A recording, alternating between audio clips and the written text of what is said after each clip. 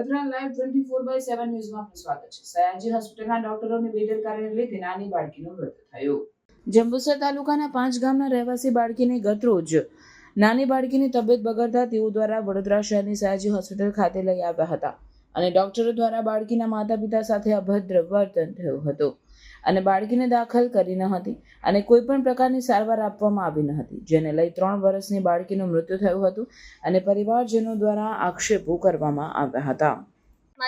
અને અમે જ્યારે સવારે અહીંયા આગળ 5:30 વાગે છોકરીને લઈને આવ્યા તો ડોક્ટરો ઉઠેલા જ હતા. અમે ડોક્ટરને ઉઠાવ્યા અને કીધું કે અમારી છોકરીને વોમિટિંગ થાય છે, અમે અહીં 70 કિલોમીટરથી દૂર આવ્યા છે, અમારી છોકરીને ટ્રીટમેન્ટ કરો. તો ડોક્ટરે અમને ક્વેશ્ચન કરે છે ઉપરથી કે તમે અહીંયા ઇમરજન્સીમાં શું લેવા લઈને આવ્યા. એટલે મતલબ કે અમારી ભૂલ છે, અમારે લઈને નતા આવ્યા, એમની ઊંઘ નથી બગાડવાની. એમનો કહેવાનો મિનિંગ એ હતો કે અમારી ઊંઘ નહીં બગાડવાની તમારે એવું. અને પછી અમે કીધું કે ડોક્ટર એની ટ્રીટમેન્ટ કરો તો કહે છે કે શું થાય છે. અમે રિપોર્ટ બતાવ્યા તો કહે છે ના રિપોર્ટ તો કઈ જરૂર નથી. કે ડોક્ટરે ખાલી ડાયરેક્ટ એની કોઈ ના એની હાર્ટબીટ માપી છે કે ના એની જીભ ચેક કરી. એને ડિહાઇડ્રેશનના લીધે ગળામાં સુકાતું હતું, એ છોકરી બોલતી નથી, કશું કોઈ જ જાતની એ નથી હરતી. પણ તો બી છે ને ડોક્ટર ડાયરેક્ટ જ એને વોમિટિંગ બંધ થઈ જાય તાત્કાલિક એટલે એમને એમસેટનું ઇન્જેક્શન આપી દીધું અને એ ઇન્જેક્શનના ડિહાઇડ્રેશનના લીધે મારી છોકરીને ખેંચ આવવા લાગી.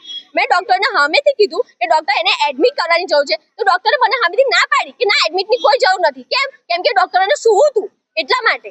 તમે ડોક્ટરો સુઈ રહ્યા હતા તે ઘડી, અમને ખાલી દવા લખી આપી કેસ પેપર પર અને પછી સુઈ ગયા ડોક્ટરો. અમે કેસ પર દવાખાનેથી દવા લઈને આવ્યા અને મારી છોકરી આમ ગળું નાખી દીધી હતી. તો બી મેં કીધું ડોક્ટર આને એડમિટ કરવાની જરૂર છે અને કઈ ટ્રીટમેન્ટ કરો. તો ડોક્ટર કહે છે હા સારું ચાલો એને કઈ પલંગ પર સુવડાવી દો કે અમે એને જોઈએ છે, ઓબ્ઝર્વેશનમાં રાખીએ છીએ. કે પછી ડોક્ટરે ખાલી જોયું અને પછી એને ખેંચ આવવા માંડી તો બીજા ડોક્ટર સૂતેલા હતા તો એ ડોક્ટરે પેલી ડોક્ટરને ઉઠાવે છે કે ઉઠો કે પેલી છોકરીને છે ખેંચ આવે છે.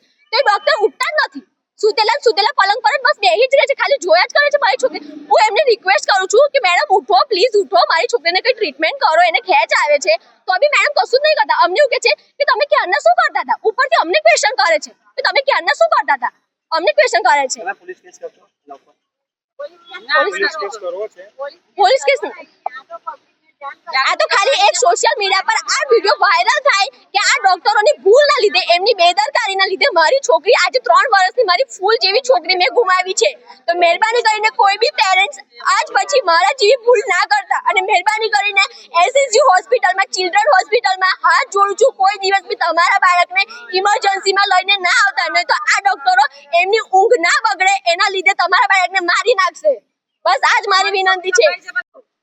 જંબુસર તાલુકાના 5 પીપળા ગામેથી આવું છું અને ગઈકાલે મારી છોકરીને વોમિટ ને બધું થતું હતું 2 દિવસમાં. તો મેં જંબુસર રિપોર્ટ બધા કરાયા પણ નોર્મલ આવ્યા.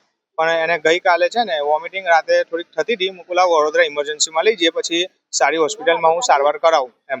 તો હું ઇમરજન્સીમાં અહીં લાવ્યો તો મેડમ બંને જે ડૉક્ટર હતા એ સુવાની હાલતમાં હતા, એ સૂતેલા જ હતા. અમે છોકરીને લઈને ગયા કે મેડમ આવું છે તો મને ક્વેશ્ચન એવો કરે કે આ ક્યાં ઇમરજન્સી છે તમે અહીં લઈને આવ્યા. તો હું મેડમ હું ગધેરો છે તો હું અહીં લઈને આવ્યો રાતે, બરાબર. ને 3 દિવસથી મારી છોકરીને અહીંયા એવું કીધું કે તમે શું કામ લઈને આવ્યા છે અહીંયા. તો મેં એવું કીધું કે મેડમ જરા ઉતાવળ કરો ટ્રીટમેન્ટમાં, મારી છોકરીને વોમિટિંગ વધારે થાય છે. તો એમને કોઈ જાતનો રિસ્પોન્સ ના આપ્યો અને ડાયરેક્ટ એમસેટ જે દવા આવે છે વોમિટિંગ રોકવા માટે એ મેં ઘેર બી આપેલી અને અહીંયા પણ કીધું તો બી ફટ એને ઇન્જેક્શન એમને આપી દીધું અને કોઈ જાતનું ટેટોસ્કોપથી ના છાતી ચેસ્ટ કંઈ એને ચેક કર્યું કે ના એને ઓક્સિજન ચેક કર્યું, ના જીપ ચેક કરી કે ના આંખ ચેક કરી, બરાબર. ડાયરેક્ટ ઇન્જેક્શન આપી દીધું. એની ફિઝિકલી ટ્રીટમેન્ટ કોઈ જ કરી નથી અને ફટાફટ કેસ પેપર એનો લઈ અને જે દવા આવે છે પેરાસિટામોલ ને એ બસ એ 2 દવા લખીને મને કે કેસ બારેથી દવા લઈ લો અને જતા રહો. કે તો હું કેસ બારે દવા લઈને ગયો તો મારી વાઈફ પાછળ છોકરી લઈને આવી. તો હું કહું તું છોકરી લઈને આવી છે તો કે કઈ જરૂર નથી કે એડમિટની. પછી મેં જીપ જોઈ એટલે હું આ તો જીપ એકદમ વ્હાઈટ છે ને છોકરી મારા ખભા પર ડોકી નાખી દે. તો હું ઇમરજન્સી કમ એડમિટ નહીં કરતા. તો હું પાછો ગયો કે મેડમ આવું છે ના જુઓ છોકરી મારી નાખી દે, ના શ્વાસની ક્રિયા બી એની ઓછી થાય છે. તો કે સારું ચાલો કે હું ઓબ્ઝર્વેશનમાં રાખું છે. પછી એને જોયું તો ખાલી ખેંચ આવવા લાગી ત્યાં લગીને. તો બીજી ડોક્ટર સૂતેલી જ હાલતમાંથી તો એને બોલાવે કે ભાઈ એને ખેંચ આવે છે તો બી વહેલી ઉઠી ના અને એ છોકરીને ટ્રીટમેન્ટ ના મળી અને મારી છોકરી એક્સપાયર થઈ.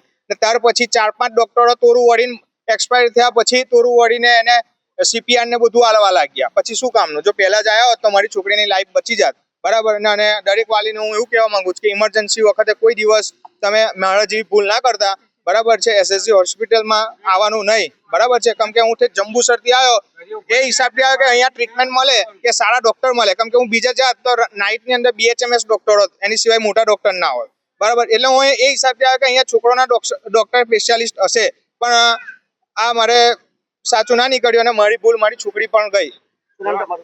મારું નામ ઇરફાન છે.